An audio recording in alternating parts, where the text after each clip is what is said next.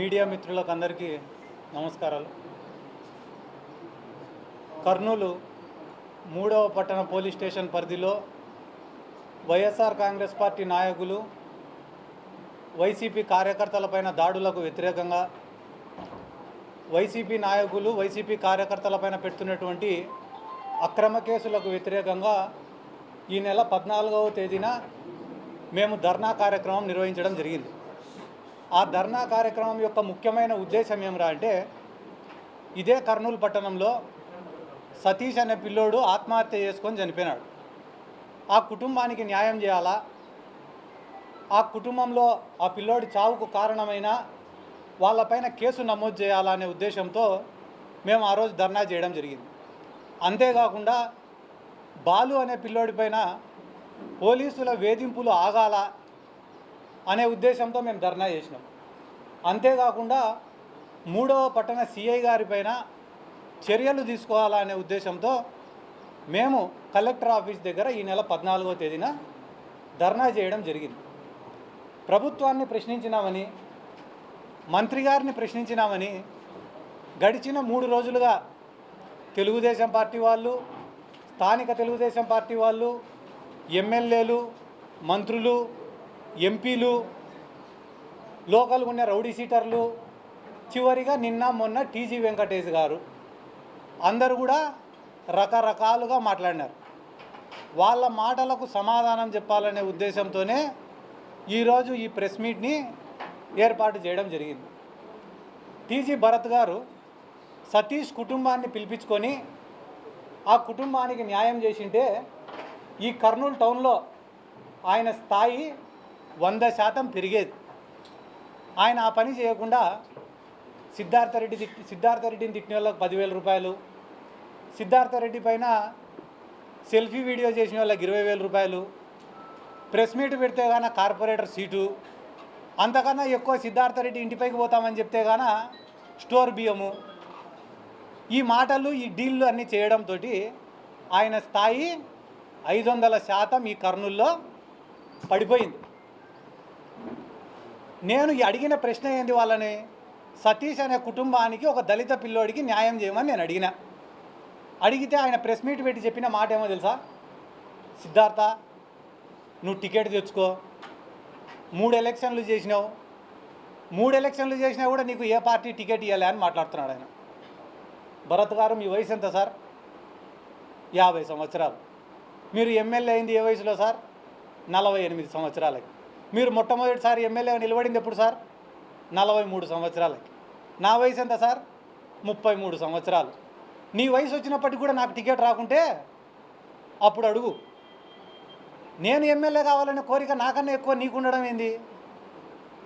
33 సంవత్సరాలకు నేను SAAP chairman అయినా, రాష్ట్ర వైఎస్ఆర్ కాంగ్రెస్ పార్టీ యోజన విభాగం అధ్యక్షుడినైనా, నందికొట్కూరు నియోజకవర్గానికి ఇన్ఛార్జినైనా, నా ఎంట తిరిగిన ఎంతోమందిని ఎంపీటీసీలుగా, జెడ్పీటీసీలుగా, సర్పంచులుగా, మున్సిపల్ కౌన్సిలర్లుగా, చైర్మన్లుగా గెలిపించుకున్నా.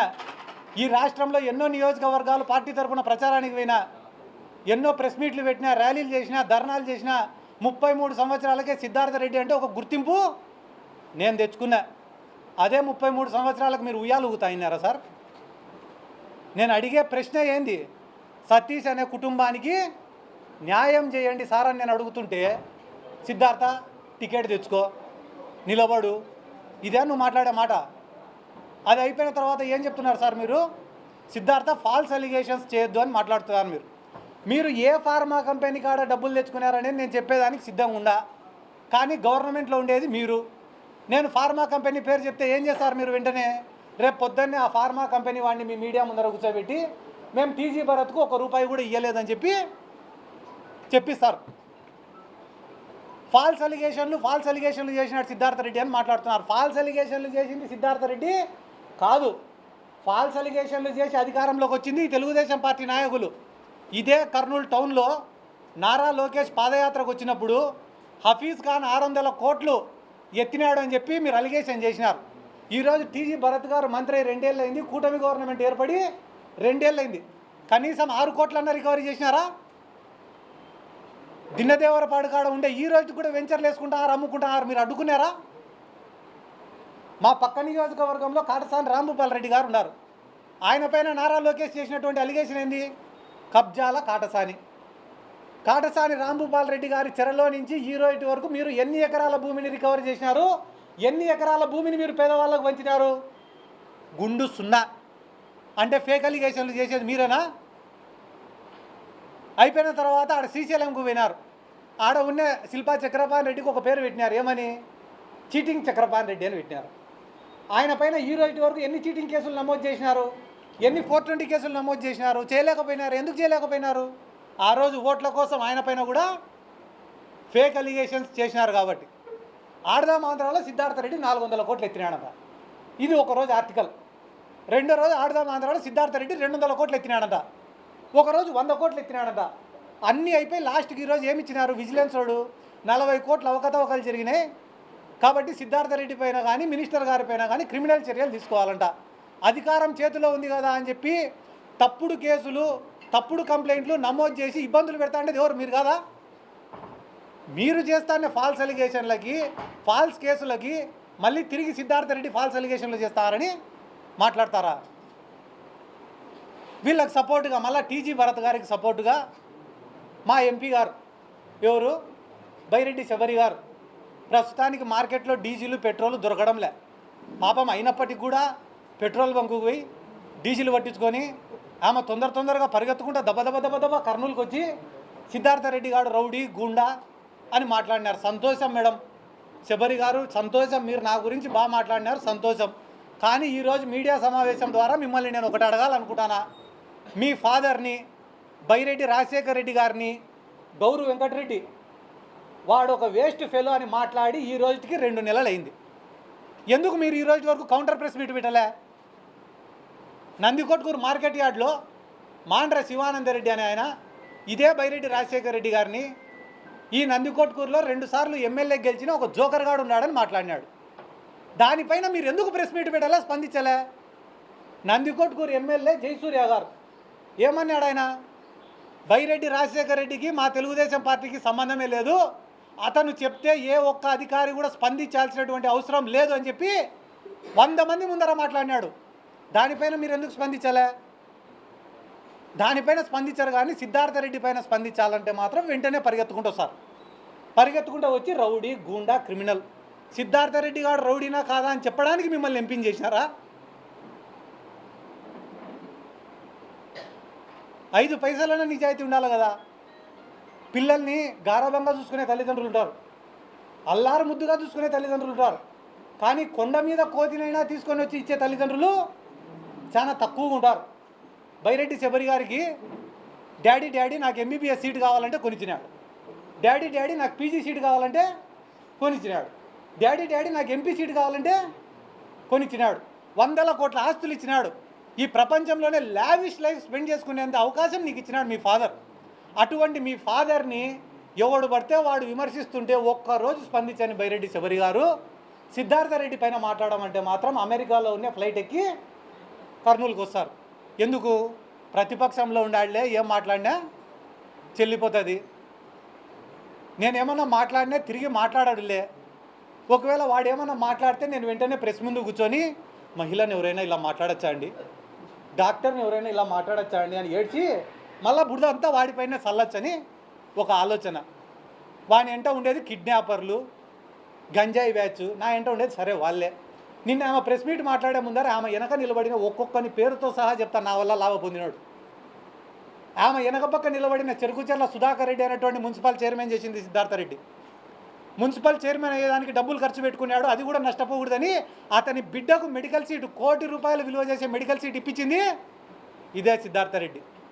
వీళ్ళు 24 గంటలు ఒకడేమో యూట్యూబ్ స్టార్ అంటాడు, ఒకడేమో ఫ్యాక్షనిస్ట్ అంటాడు, ఒకడేమో రౌడీ అంటాడు, ఒకడేమో స్టాండప్ కమిడియన్ అంటాడు. ఏంది ఇన్ని పాత్రలు పోషిస్తానన్నా నేను? ఒకడు శాప్ చైర్మన్ అంటాడు, ఒకడు యువజన విభాగం అధ్యక్షుడు అంటాడు. ఇవన్నీ అయిపోయిన తర్వాత సరే కుక్కలు మురుగుతుంటాయి, మాట్లాడకూడదు, నేను పిల్లోడికి న్యాయం చేయాలని పోరాడినా, అంతకుమించి మాట్లాడకూడదని అనుకున్నాను నేను.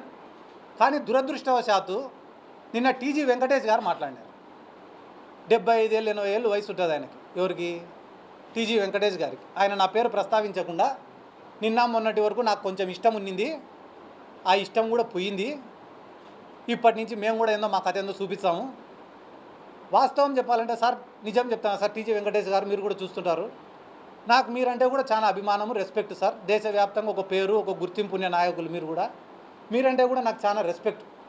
కానీ ఎప్పుడైతే నిన్న మీరు మాట్లాడిన మాటలు విన్నానో మీ పైన ఉండే ఆ రెస్పెక్ట్ కూడా పోయింది సార్. మీకు ఎట్టయితే నా మీద ఇష్టం పోయిందో మీ పైన రెస్పెక్ట్ కూడా నాకు పోయింది.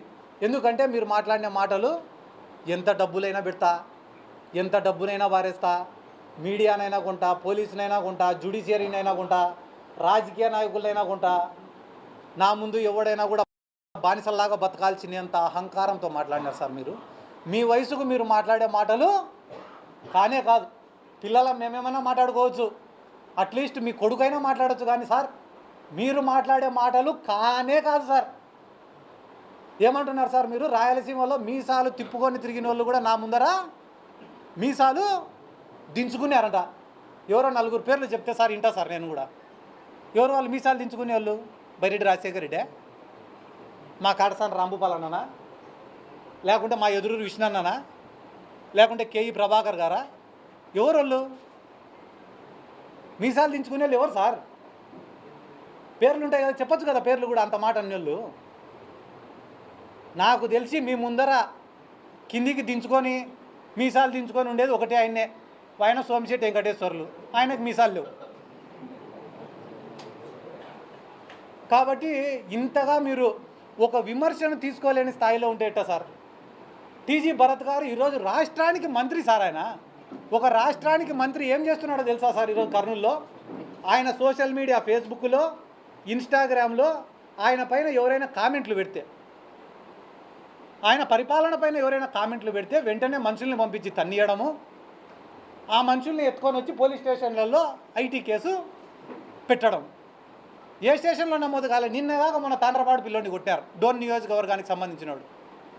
మొన్న కిమ్స్ హాస్పిటల్లో పనిచేసే పిల్లోడు, ఆ పిల్లోడు రారా మాట్లాడు అంటే కానీ సార్ ఆడ సార్ చిన్న ప్రాణం నన్ను చంపుతారు సార్ అట్లా. అమాయకుల్ని, పేదవాళ్ళని కొట్టే బతికేది, భయపించే బతికేది. దానాలు ధర్మాలు చేసినామంటారు. ఏమంటారు? దానాలు ధర్మాలు. 1000 కోట్లు ఉండేటోడు 1 కోటి రూపాయలు ఖర్చు పెట్టడం పెద్ద పని అన్న? నా జేబులో 1 కోటి రూపాయలు ఉంటే 2 కోట్లైనా ఖర్చు పెడతాను నా పక్కన ఉండేటోడిని కాపాడుకోవడం కోసం. అది గొప్పనా? ఇది గొప్పనా? ఒకడి దగ్గర తగ్గడం వల్ల నేను 2 ఏళ్ళు ఎక్కువ బతికేది లేదు. 10 మందికి ఎదురు తిరగడం వల్ల నేను 2 ఏళ్ళ ముందరే చచ్చిపోయేది లేదు. దేవుడు ఎన్ని రోజులు రాసింటే అన్ని రోజులే బతుకుతా.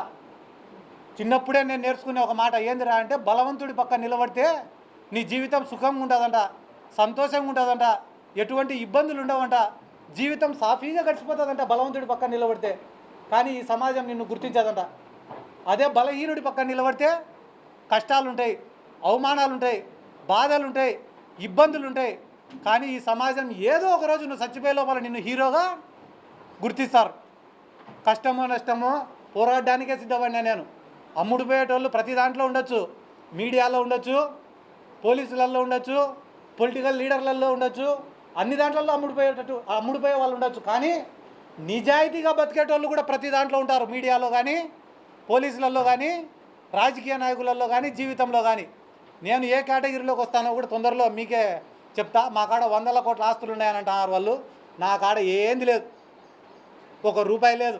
నాకు ఉండేదంతా ఒకటే, జగన్మోహన్ రెడ్డి ఒక్కడే ఉన్నాడు. మళ్ళా చెప్తాను, ఎవరున్నారు? జగన్మోహన్ రెడ్డి ఒక్కడే ఉన్నాడు. వీళ్ళ బాధితులందరినీ కూడా జగన్మోహన్ రెడ్డి గారి దగ్గరికి నేను 100కి 100% నేను తీసుకొని పోతా.